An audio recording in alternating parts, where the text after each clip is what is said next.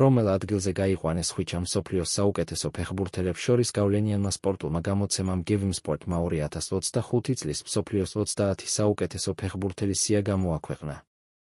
რეიტინგის შედგენისას გათვალისწინებული იყო ისეთი ფაქტორები, როგორიცაა საერთაშორისო აღიარება, თამაშზე ზეგავლენა და ინდივიდუალური სტატისტიკა.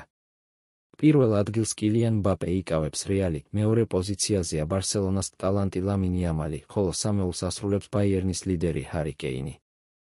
პირველ ათეულში ასევე მოხვდნენ ერლინგ ჰოლანდი, პედრი, უსმან დემბელე, ვიტინია, რობერტ ლევანდოვსკი, ჯუდ ბელინგემი და მოხამედ სალაჰი. რაც შეეხება ხვიჩა კვარაცხელიას, ქართველი ვარსკვლავი, რომელიც ამჟამად ფსში ასპარეზობს, სიაში 24 ადგილზეა.